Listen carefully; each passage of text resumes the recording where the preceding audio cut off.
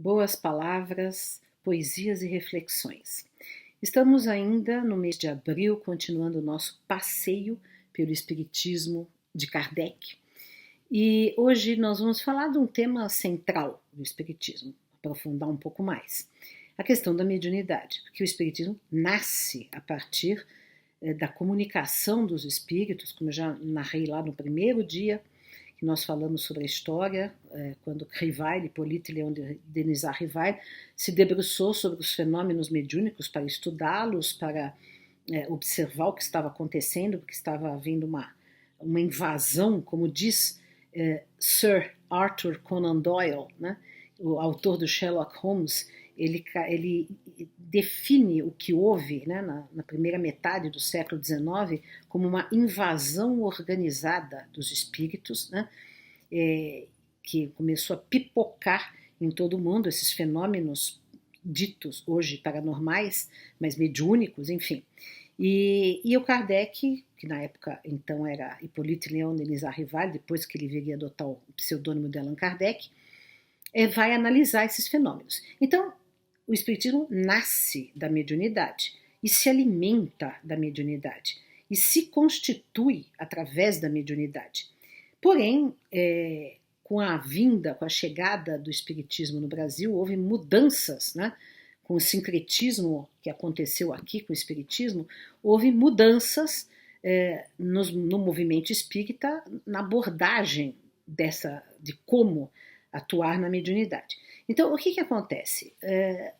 A contribuição que Kardec dá nesse sentido, que eu acho importante, é que a mediunidade é algo considerado por Kardec, pelo espiritismo kardecista, como algo constituinte da natureza humana, como algo natural, como algo que faz parte, né, da própria história das religiões.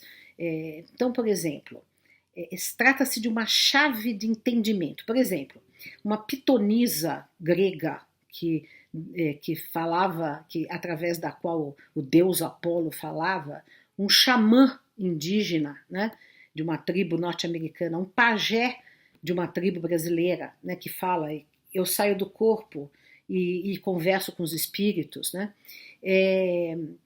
Um santo católico, como por exemplo Dom João Bosco, que viu, né, pessoas que tinham morrido e vieram pedir prece. O próprio Francisco de Assis também teve casos, né, que ele viu pessoas que vieram agradecer, que tinham morrido, vieram agradecer a ele pelo bem que tinha feito, pelo bem que ele tinha feito, a pessoa que morreu.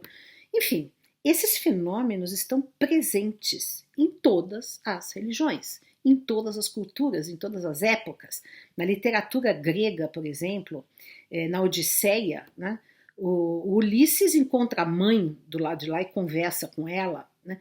Os rituais órficos, pitagóricos, né?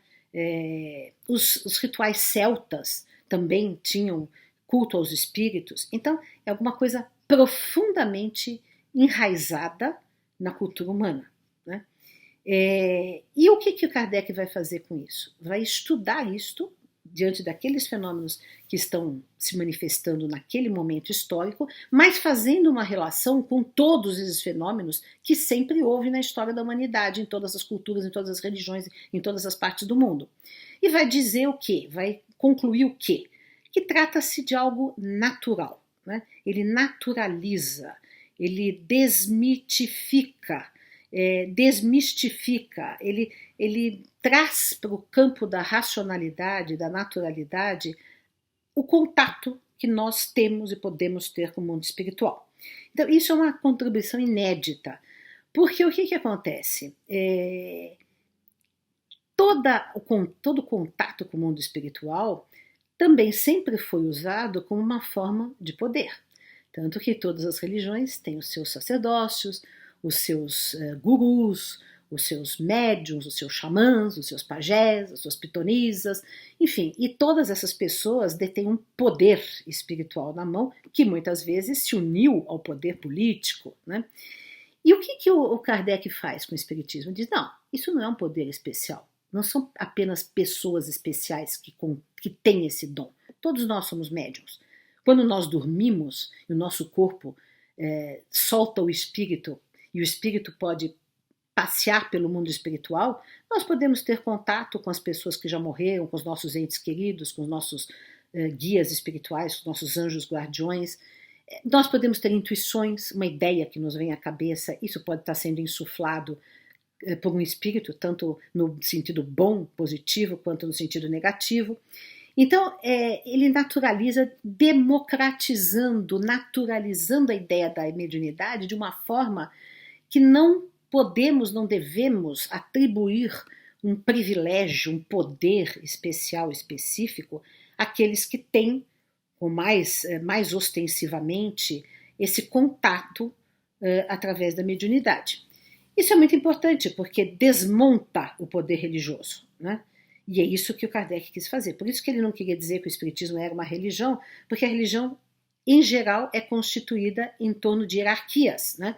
De sacerdócios organizados, de pessoas que têm mais poder espiritual sobre as outras. E o Kardec, ele horizontaliza a espiritualidade. Isso é uma contribuição muito interessante. Nesse sentido eu gosto muito. E também empodera as mulheres, né? Porque muitas mulheres são médiums, né? Muitos homossexuais são médiums, né? E isso em toda a história, né? Há estudos a respeito, por exemplo, xamãs, há muitos homossexuais que são xamãs, né? Ou muitos xamãs que são homossexuais. E no decorrer da história, sempre houve também muitas mulheres. A Joana d'Arc, segundo o Espiritismo, é uma grande médium. Aliás, tem um livro do Leon Denis que se chama Joana d'Arc Médium. Ela ouvia as vozes dos santos que falavam com ela. Esses santos o que eram? Pessoas mortas, né? Que já tinham morrido, espíritos que já estavam livres da matéria. Ou seja, não é uma chave, essa chave da mediunidade, ela serve para entender todos os fenômenos que envolvem a religião. É isso que Kardec pretendia fazer. Então ele achava, um tanto ingenuamente, considero hoje, que essa explicação, que essa racionalização, até essa demonstração de evidências de que o contato com o mundo espiritual era algo real, era algo observável, era algo natural, iria contribuir para que as religiões se fortalecessem, porque então seria demonstrado que tudo aquilo que as religiões disseram o tempo inteiro, que a vida continua, que há um mundo espiritual, que há um contato com o mundo espiritual, que é uma percepção do espiritual, seria desvendado, seria comprovado, seria posto na mesa. Porém, não foi bem assim, e as religiões hoje, até hoje, têm muita oposição, tiveram muito tempo e ainda muitas têm oposição ao espiritismo de Kardec. Por quê? Porque as religiões gostam da perpetuação do mistério e da perpetuação do poder espiritual concentrado em algumas mãos. E isso é tão forte na natureza humana, que deseja sempre gurus, sacerdotes e pessoas a serem cultuadas e líderes a serem seguidos e obedecidos, e o medo que nós temos da liberdade. Aliás, eu aconselho nesse sentido um maravilhoso livro do Erich Fromm, O Medo à Liberdade. O ser humano tem muito medo da liberdade, né? Da autonomia. Então, o que acontece?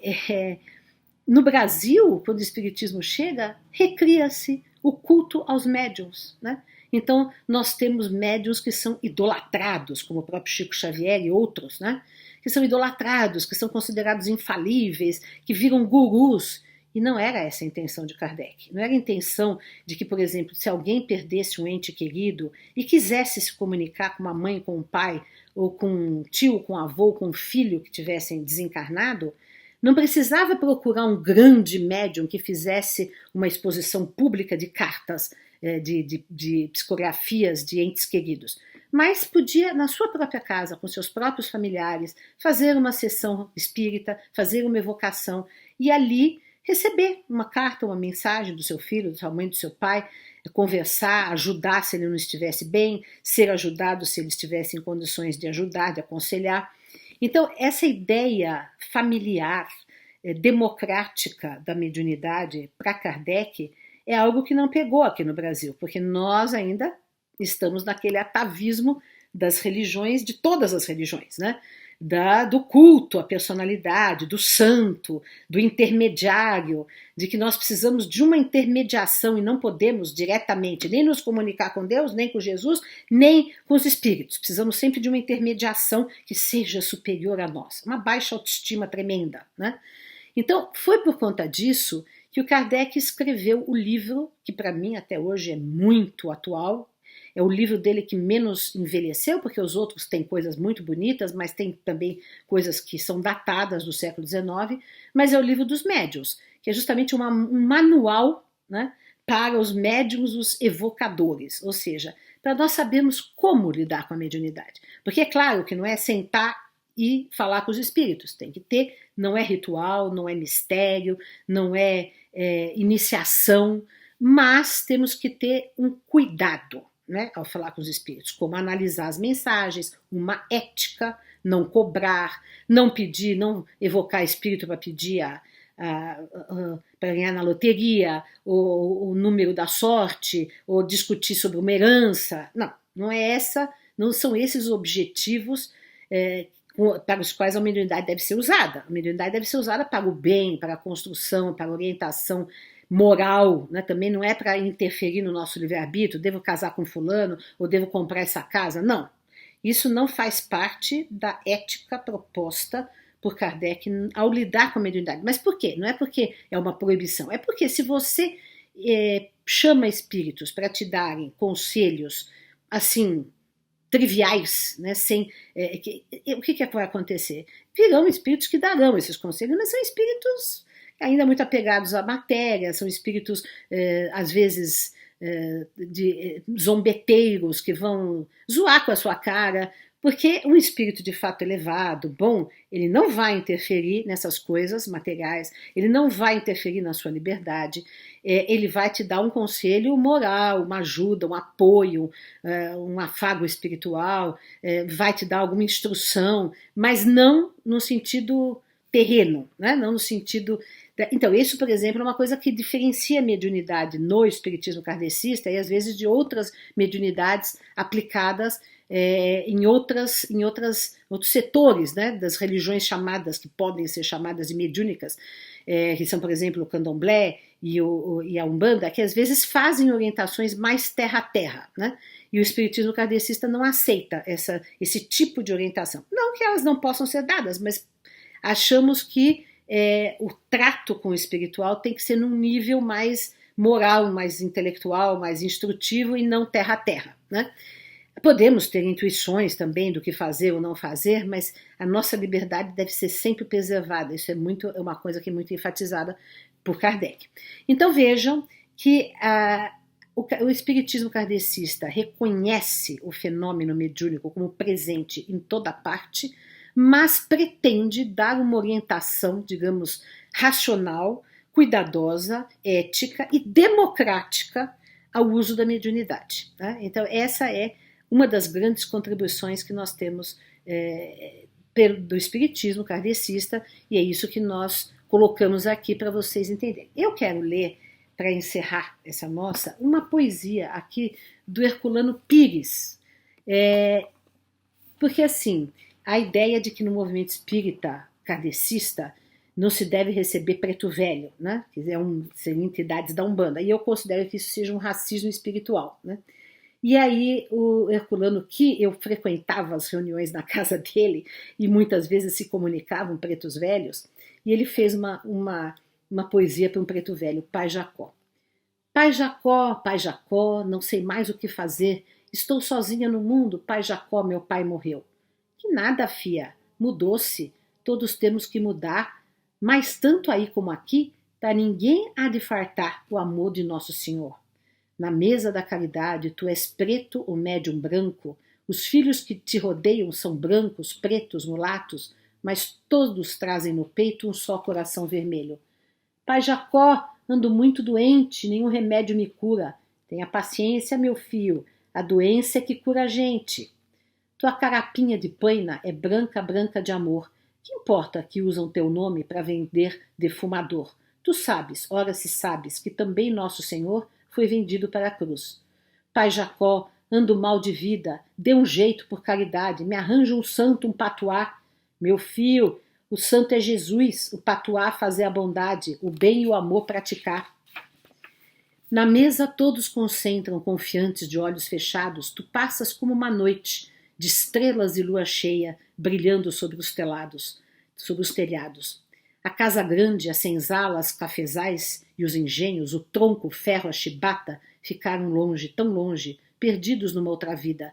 O branco agora te fala, não para mandar, mas para pedir. E tuas mãos já não se crispam nas ameaças de vingança. São negras mãos carinhosas, semeando entre os filhos brancos as sementes da esperança. Pai Jacó, que Deus te pague. Deus não tem que me pagar, meu filho, eu que é preciso nunca mais me endividar. Então, essa foi uma poesia do Herculano Pires, fechando esse nosso dia de boas palavras, poesias e reflexões, em que ainda estamos penetrando no mundo do espiritismo de Kardec. Um grande abraço.